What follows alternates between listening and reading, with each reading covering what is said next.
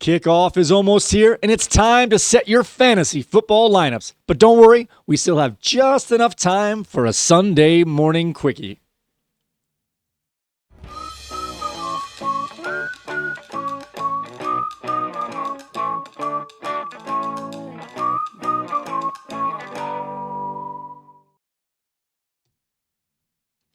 Welcome on in to another edition of Wingman Fantasy Football, the League Podcast. I'm your host, Michael Furley, and as always, I'd like to thank all of you, or any of you, who may be watching or listening to today's show. This is episode 167, a Week 4 Sunday Morning Quickie. In this quick show, we will see who's in and who's out for week number 4. We will review our show's starts of the week. We'll let you in on the players to watch in our Wingman Jam contest, and we'll let you know the best way to get the most updated news to help you set your fantasy football lineups. But before we get into any of that, I want to make sure that everybody is in the room. Wingmen assemble! All right, now that everyone is here, let's find out who's in and who's out, who's hurt and who's not in this week's Actives in Actives. All right, starting off with some players who are going to be missing a longer period of time or have already missed several weeks. Starting off with Najee Harris, LA Chargers running back. Unfortunately, suffered an Achilles injury. He was placed on the IR, and he's going to be out for the remainder of the season. Oh, no. A little heads up here with these running backs getting hurt. It's good to have some preemptive pickups. Kamani Vidal has now been activated from the practice squad, and he looks to be one of the primary backups for Amarian Hampton. Joe Mixon, Houston running back, technically only has one more week to miss before he's able to return, but there has been no positive news regarding his potential return to the Texans. Honestly, I don't know if he'll make it back at all this season, but it's not looking like his return is imminent. Rashee Rice, Kansas City wide receiver, got a 6-game suspension. He has already served 3 of those games. He has 3 left. So after today, he will miss 2 more weeks before he will be able to return. Aaron Jones, Minnesota running back, unfortunately was placed on the IR a week and a half ago. He still has 3 games to miss before he is eligible to return. George Kittle is getting so close. He's on the IR. He has 2 weeks left before he can return, and that includes today's game. So after next week, he will be able to return for the Niners. Christian Watson, Green Bay wide receiver, started the season on the PUP list, had to miss the first 4 games of the season. This is week 4, people. That means this is the last game that he will be mandated to miss, and it looks like by reports he is ready to get back on the field as soon as possible. Keep an eye on Christian Watson. Should be back on the field for the Packers next week in week 5. Brandon Ayuk, Hadouken! San Francisco wide receiver, also started the season on the PUP list. Technically has only one more week, that's this week, to miss before he's eligible to return. There have been some reports saying that there's not even close to returning or something similar to that. But if you read the reports, it says not close to returning. He'll return sometime in October. Well, I don't know if you're aware or not, but next week's October doesn't mean he's going to come back in the first week of October, but that means I expect him to be back within 2 to 3 weeks. So keep an eye on Brandon Ayuk. He did start doing individual drills this past week, even though they were minor and small in scale. All right, Tajay Spears, Tennessee running back, was placed on the IR to start the season. This is his last game that he is going to have to miss. Keep in mind his injury was a high ankle sprain. Not great, mind you, but those injuries usually do heal within 3 to 4 weeks. He should be ready to get back onto the field in week 5 for the Titans. Tyler Bass, kicker for Buffalo. This is his last week before that he has to miss as he was placed on the IR going into the start of the season. The only question here is whether or not he will get the job back from Matt Prater. We'll have to keep an eye on that going forward. Now for some better news. Players who have missed the first 3 weeks of the season and are now going to get back onto the field. Jordan Addison, Minnesota wide receiver. His suspension has been served. He will be ready to play in this Sunday morning game for the Minnesota Vikings. Jordan Addison has been activated.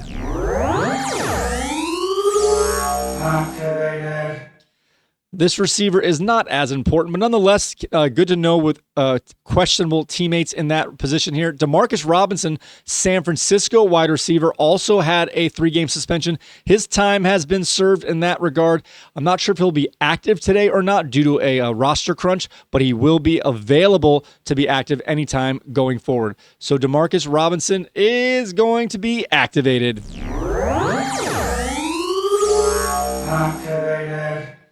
All right, now for some players who have already been ruled out, unfortunately, for this weekend's contest. Starting out with J.J. McCarthy is going to sit out the game in Dublin, making way for Carson Wentz to make his second consecutive start for the Vikings. Jaden Daniels, we thought he had a chance to play this week. I did anyway. He had some limited practices during the week. Unfortunately, he has been ruled out, leaving Marcus Mariota to get his second consecutive start for the Commanders. Staying in Commander land here, Noah Brown, Washington wide receiver, has been ruled out. Terry McLaurin, Washington receiver, has also been ruled out. There's some ambiguity whether or not when he may return. He is seeking multiple opinions in regard to his quad injury, and the last report I saw is that there is no need for surgery at this point. Kind of seem to indicating that surgery will be needed at some point. Just not at this point. So we'll see what his season outlook is going to be going forward. This player is not a huge player here, but he has a starter. We have Will Dissly, LA Chargers tight end, has been ruled out, making way. Keep in mind, we have a young tight end who had a ton of targets last week. Not saying you should pick him up and start him, but put him on your watch list. Aronde Gaston Jr. For those Dolphin fans out there, he is the son of Aronde Gaston, obviously. And he had a great debut last week. Keep an eye on him as a sneaky tight end to pick up in a pinch. All right, we have Tyron Tracy has a dislocated shoulder. He will be out today, but if you're a fan of his backup, which my co-host Bernie is a big fan, that means it's going to be full speed ahead for Cam Scataboo, the Scat Man. I'm a Scat Man. Ba-ba-ba-da-bo. All right, now moving along to Tampa Bay, Mike Evans, who suffered that hamstring in week 3, has been ruled out, and he's not going to play today. Xavier Legette, Carolina receiver, is also out today. So that wide receiver room is young and thin.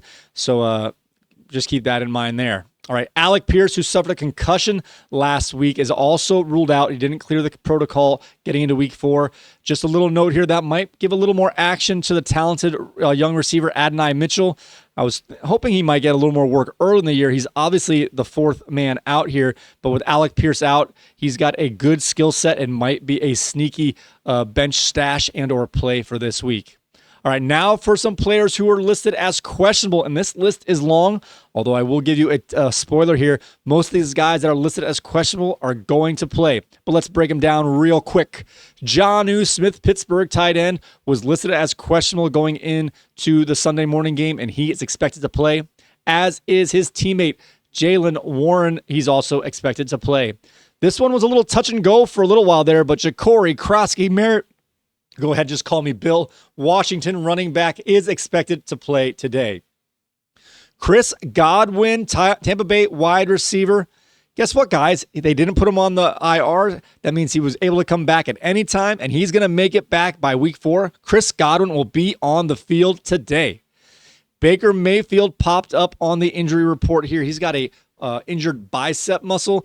He is injured, but he is going to play, and he's a tough guy. Just keep in mind, he might be a little limited here in his output here, but he seems to handle pain quite well as he will jump up from a broken leg to jaw with an opponent. So keep that in mind here, but Baker Mayfield is banged up. Now let's get over to the Carolina Panthers positional players here. Chuba Hubbard is dealing with an injury here, but he too is expected to play, as is rookie wide receiver King Tetero McMillan. Tetero McMillan is also expected to play today. This rookie, however, is not. Colston Loveland, Chicago tight end, is not expected to play today, meaning Cole Kmet will be the only major tight end for Chicago in what might be a surprise sneaky shootout as the Bears are taking on the Raiders. Devontae Adams popped up during the week with a hamstring injury, missed 2 days of practice, but he is going to get on to the field. In Jacksonville, we have Diami Brown, Jacksonville wide receiver, is likely to play today. Mac Jones, San Francisco quarterback, who got the start the last 2 weeks here for the 49ers. He's listed as questionable. He's expected to play. However, he is going to be the backup for the Niners today. We'll get into that a little bit later. Staying in 49ers world here, we got Juwan Jennings is expected to play today as he's dealing with both shoulder and ankle injuries. And Ricky Pearsall, who popped up with a sore knee, is also expected to play today. So a lot of our banged up 49ers are going to play, but they are still banged up, so keep that in mind. DeAndre Swift, Chicago running back, was also on the injury report during the week, listed as questionable going into the Sunday's game, but he is expected to play. Isaiah Likely is expected to play as well, finally looking like he's going to make his season debut for the Ravens in a huge matchup against the Kansas City Chiefs, where we've got two top teams are technically at 1-2 at the moment, and one of these teams are going to be 1-3 after week 4. We have Marvin Mims, a Denver wide receiver, listed as questionable, and being that their game is Monday night, there isn't much clarity at this point whether he is planning on playing or not. So if you have Mims as even a potential flex here, have a backup plan ready to go from those Dolphin-Jets game and or the Broncos-Bengals game. All right, now for some players who are definitely in today and who have been removed from the injury report here. This player's not a huge player, but I want to mention it.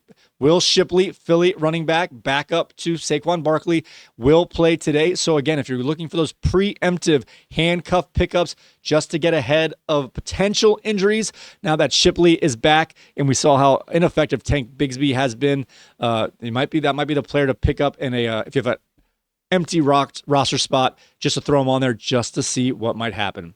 Xavier Worthy. We're not worthy! We're not worthy! Xavier Worthy is getting back on the field. He is going to play today.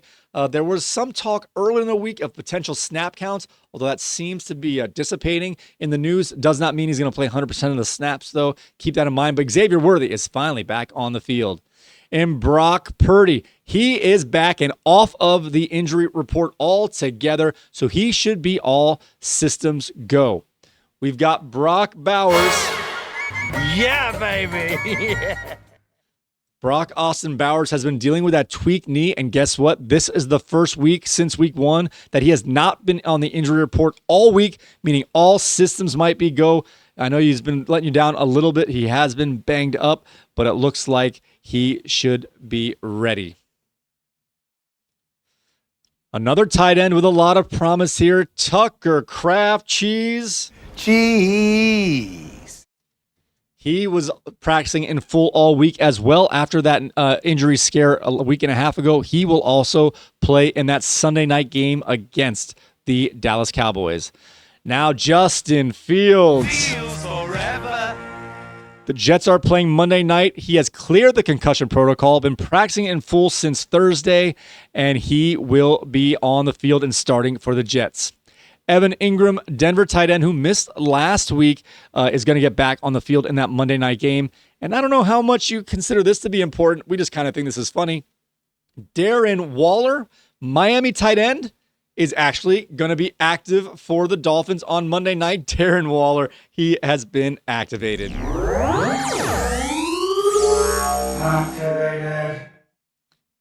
All right. There's a lot of guys to go through here, so if you need to, just double check that here. Now that we know who's in and who's out, let's see who our show selects as this week's starts of the week.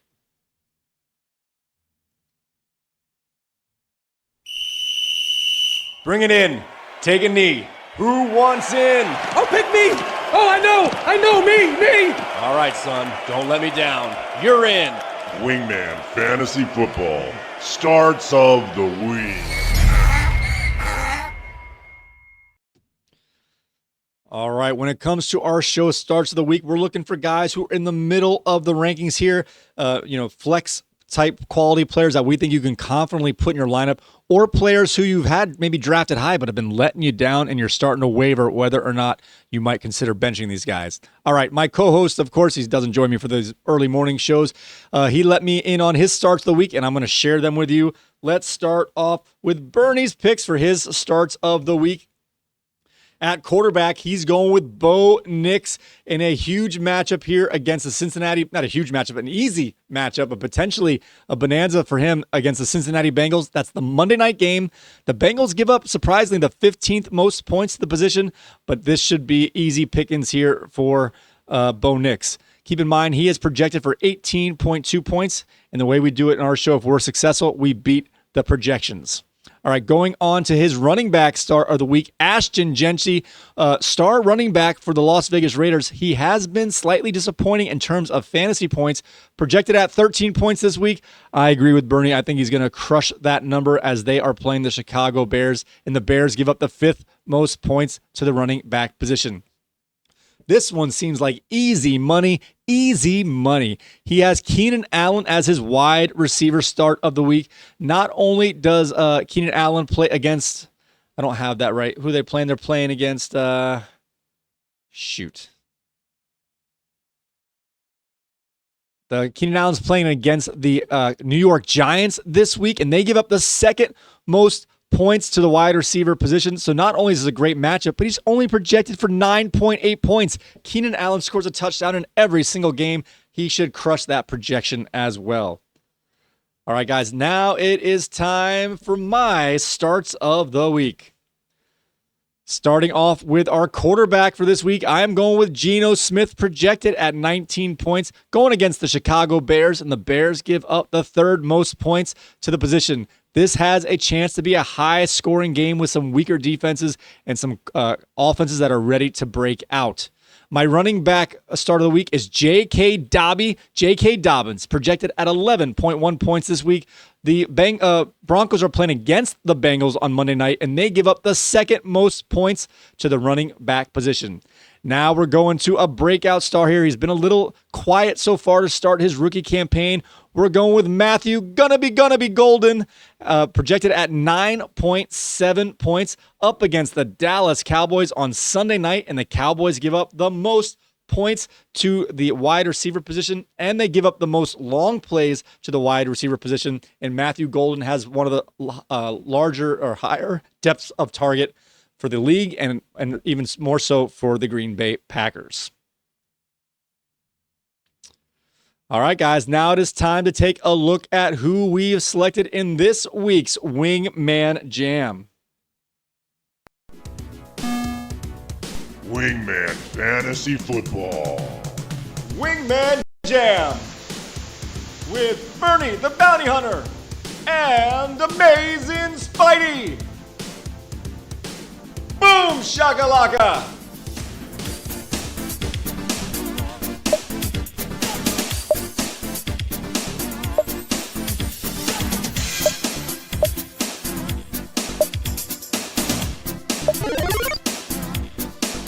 Kansas City Chiefs.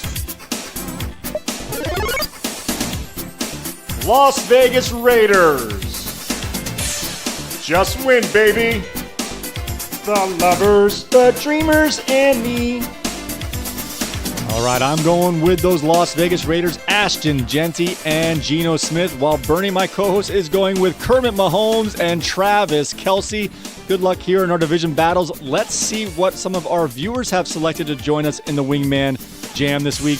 Going with Austin F. is going with those Dolphins, Tua Tagovailoa and Devon Achane on Monday night. Friendly reminder here, guys, this game is open up to everyone out there. Just go ahead and pick your NFL team. Pick the 2 offensive players you want to join in the Wingman Jam. The only rules are here, you can't pick a team that someone else has picked for that week, and you can't pick a team more than once for the season. So you got to kind of, almost like a survivor pool. You got to save your big time guys for the most important games. We do this in 3-week phases. So we are starting our second phase as the first week of phase number 2. You get 1 point for just joining us and playing for that week. You get a bonus point for finishing in 3rd place, 2 bonus points for getting 2nd place, and 3 bonus points for getting 1st place for the week. So if you get 1st place for a week, you will get 4 points. After the 3 weeks, we add up our ranking points, and the team on top will earn themselves a seat in the Showcase Showdown, which takes place in week 7. Congratulations to Andrew F., who earned himself the first seat in the Showcase Showdown as he was the top ranked team after 3 weeks.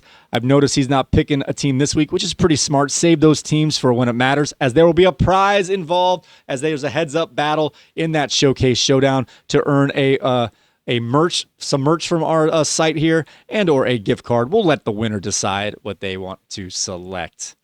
All right, with that being said, where are we here now? Let's hey, I want to let you in on a website that I like to use that helps me get the most updated news and notes to help me set my fantasy football lineups. Just go ahead and go to our site at wingmanfantasyfootball.com. When you head over there, guys, we've got some on the left side of the page. We've got aggregated news from a couple different sites. In the very middle, we have portals to what do we got? 6 fantasy football websites, including CBS, ESPN, NFL.com, Yahoo, Sleeper, and Underdog. Open this site up first. Click on to your fantasy provider of choice. It'll open in a secondary window. On the right side, we have our last 5 podcast feeds here. Also in the middle, we have our last YouTube show. On the right side of the page here, we've got Twitter feeds from prominent reporters and social media accounts here. And the middle, this is my favorite tool right here. We have the inactive list right here, and it's listed in alphabetical order. And if you're so inclined, you can leave a comment on this page as well. In the very bottom, if you're so inclined as well, there are weather maps or weather tiles for all the NFL cities if you want to double check any last minute weather. All right, guys, I want to thank you so very much for joining us for a Sunday morning quickie. With that being said, you can find all of our podcasts on several podcasting platforms, including Apple Podcasts, Spotify, TuneIn Radio, YouTube Music, Amazon Music, iHeartRadio, and the Odyssey app. If you could please rate us whenever you find us on those podcast apps, that would be much appreciated. Just search Wingman the League, and we'll come to the top of your search. If you want to see our graphics, our pretty faces, and all of our stuttering messes, go to our YouTube channel at wingmanfantasyfootball.com/YouTube. When you head over there, guys, do me the favor, hit that like button, subscribe, hit the notification bell, and leave a comment so you can pick your Wingman Jam team.